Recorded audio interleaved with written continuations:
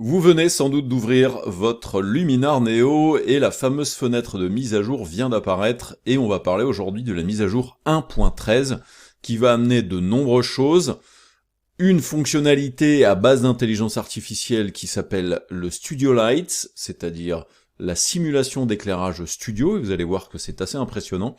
Et puis il y a l'arrivée aussi d'un nouvel outil de floutage. Alors, vous avez toujours dans cette fenêtre-là des petites choses qui vous expliquent un peu ce qui se passe dans les nouveautés.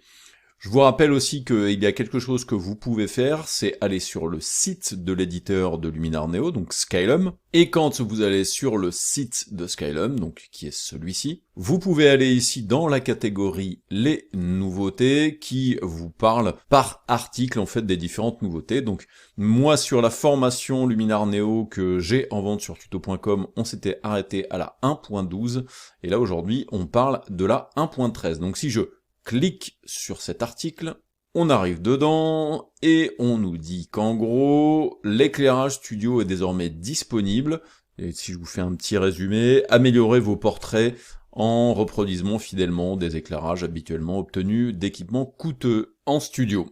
Bon après, il y a tout un autre topo.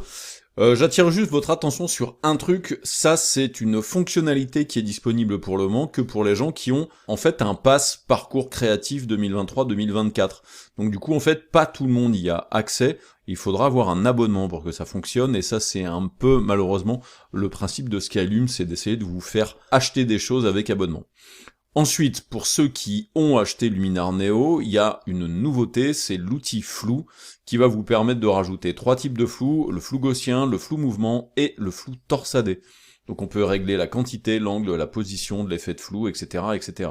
Donc ça, c'est des petites choses qui sont plutôt pas mal. Ensuite, autre chose, et c'est quelque chose dont j'ai parlé un petit peu plus tôt dans la dernière mise à jour de ma formation complète à Luminar Neo, l'outil d'extension assemblage panoramique est aussi disponible pour les gens qui utilisent Luminar Neo en tant que plugin à l'intérieur de Lightroom, et donc ça c'est plutôt pas mal. Et puis aussi, on a augmenté le nombre maximum de photos, vous pouvez aller jusqu'à 100 photographies, ce qui est déjà un certain nombre. Après, comme d'habitude, il y a la prise en charge de nouveaux appareils photo, il y a des améliorations, donc là, a priori il y a des optimisations dans l'outil tonalité, des capacités, il y a une fonction pinceau dans le lumière magique aussi, et puis après bon bah les traditionnelles détection de bugs, amélioration de bugs, etc., etc. Pour bien entendu installer votre version mise à jour de Luminar Neo, il vous suffit juste dans cette fenêtre là de cliquer sur mise à jour du programme, il y a une petite moulinette qui dure plus ou moins longtemps. Après, vous avez juste besoin de cliquer sur le bouton installer, et l'install se fait. Donc ça peut prendre plus ou moins de temps, puisqu'il y a à la fois un téléchargement et à la fois une install. Mais donc, on laisse tout ça s'installer, et on se retrouve pour parler de ces différentes nouveautés.